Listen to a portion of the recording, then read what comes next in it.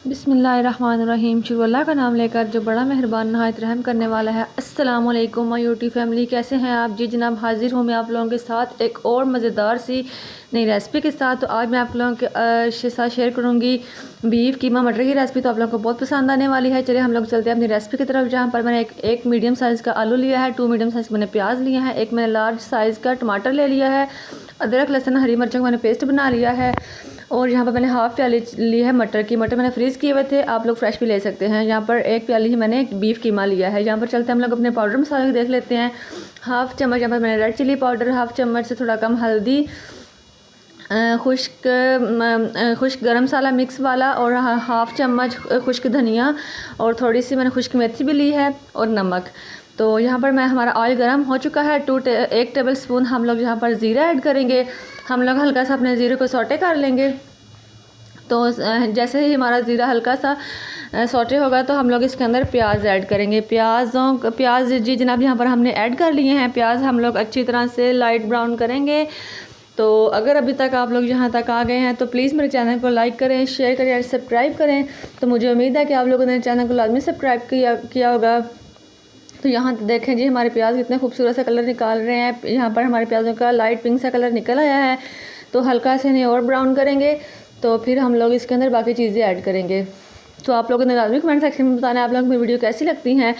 तो कमेंट लाजमी किया करें। आप लोगों के प्यारे प्यारे कमेंट्स हमारे लिए बहुत कीमती होते हैं। बहुत मतलब खुशी महसूस होती है आप लोगों के कमेंट्स पढ़ के। तो आप लोग कमेंट लाजमी किया करें और वीडियो को लाइक किया करें और चैनल को सब्सक्राइब करो और वीडियो को आगे से आगे शेयर किया करें, ताकि मतलब और लोग भी देखें और लोग भी मोटिवेट हों और उन्हें भी कुछ सीखने का मौका मिले।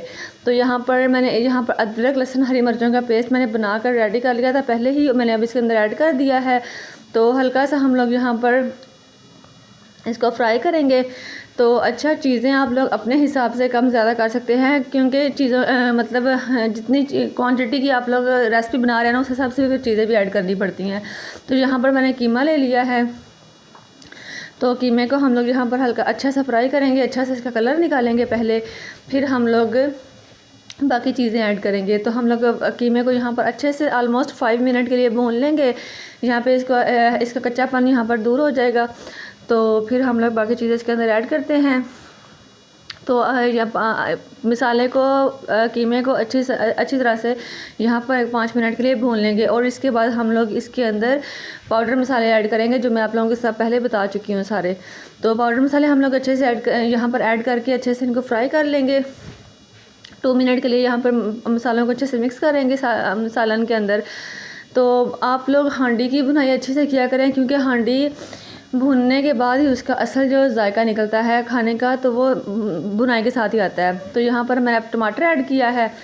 टमाटर मैंने एक बड़े साइज़ का लिया था, और यहाँ पर 2 टेबल स्पून मैंने दही ली थी, दही ले लिया जो मैंने इसके अंदर ऐड कर दिया है। तो दही के साथ बहुत ही अच्छा टेस्ट आता है। अगर आप लोगों के पास दही नहीं है तो आप लोग टमाटर ज़्यादा डाल लें, 1 की जगह 2 डाल लें। तो बस दही के साथ थोड़ा ज़्यादा टेस्ट मज़े का आता है सालन का हमेशा। तो यहाँ पर हमारे मसाले की बहुत अच्छी सी भुनाई हो रही है। ये देखें, टमाटर हमारे बहुत अच्छे से गल चुके हैं। आप लोगों को टमाटर अंदर सालन के बिल्कुल भी नज़र नहीं आ रहे। इस तरह ही हांडी की अच्छी से भुनाई करेंगे तो ही ये चीज़ें अच्छे से मिक्स होती हैं सालन के अंदर। तो यहाँ पर हम लोग मटर और मैंने पोटैटो ऐड कर दिए हैं इसके अंदर। तो यहाँ पर हम लोग इसको अच्छे से भुनेंगे। ऑलमोस्ट 15 मिनट तक हम लोग हांडी की अच्छे से भुनाई करेंगे, ताकि हमारे खाने का अच्छे से कलर निकले। और यहाँ पर 1 गिलास से 1.5 गिलास मैंने पानी का लगाया है, ताकि हमारा कीमा और आलू और मटर अच्छे से गल जाएं। तो ये देखें जी, हमारे सालन की फ़ाइनल लुक। तो बहुत ही मज़ेदार से बीफ कीमा की रेसिपी तैयार है। तो अगर आप लोग ग्रेवी नहीं रखना चाहते तो आप लोग इस पॉइंट पर शोरबा ख़त्म कर दें। तो बस आप इसको नान के साथ, रोटी के साथ, चपाती के साथ इंजॉय करें, आप लोगों को बहुत पसंद आएगा। तो चलें जी, चलते हैं, हम लोग मिलेंगे एक और मज़ेदार सी रेसिपी के साथ। तो अपनी वीडियो का मैं एंड करती हूँ एक प्यारी सी दुआ के साथ। ओके, थैंक यू, अल्लाह हाफिज़।